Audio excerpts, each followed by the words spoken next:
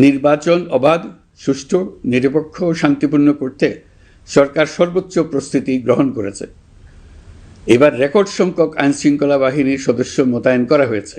পাশাপাশি ম্যাজিস্ট্রেসি ক্ষমতাসম্পন্ন সশস্ত্র বাহিনীর সদস্যদেরও ব্যাপকভাবে দায়িত্বে রাখা হয়েছে, যাতে যে কোনো ধরনের বিশৃঙ্খলা বা সহিংসতা দ্রুত ও কঠোরভাবে প্রতিহত করা যায়।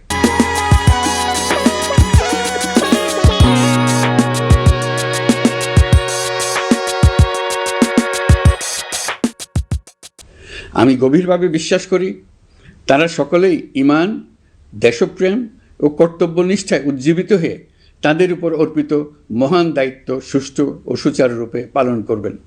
প্রযুক্তির সর্বোচ্চ ব্যবহার নিশ্চিত করতে প্রথমবারের মতো সারা দেশে ব্যাপক পরিসরে সিসি ক্যামেরা স্থাপন করা হয়েছে।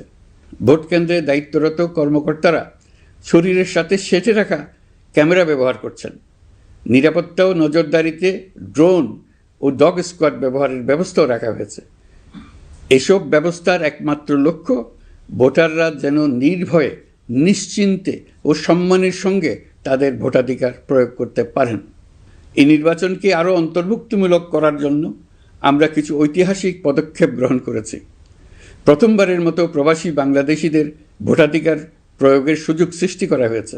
বিশ্বের বিভিন্ন প্রান্তে বসবাসকারী আমাদের ভাই বোনেরা দেশের ভবিষ্যৎ নির্ধারণে অংশগ্রহণ করতে পারছেন।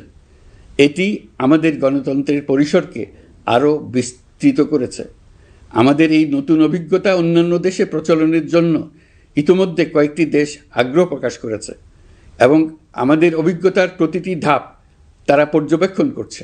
দেশে অবস্থানরত সরকারি কাজে নিয়োজিত ব্যক্তি, আইনশৃঙ্খলা বাহিনীর সদস্য এবং আইনি হেফাজতে বা কারাগারে থাকা যোগ্য নাগরিকদের জন্য পোস্টাল ব্যালটের মাধ্যমে ভোট প্রদানের সুযোগ দেওয়া হয়েছে।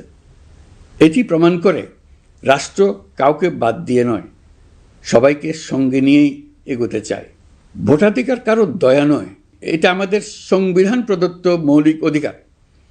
এই অধিকার প্রয়োগের মাধ্যমেই আমরা ঠিক করি আমাদের ভবিষ্যৎ কোন পথে যাবে। একটি অবাধ ও সুষ্ঠু অংশগ্রহণমূলক নির্বাচন নিশ্চিত করা শুধু সরকারের দায়িত্ব নয়, এটি রাষ্ট্রের প্রতিটি নাগরিকের দায়িত্ব।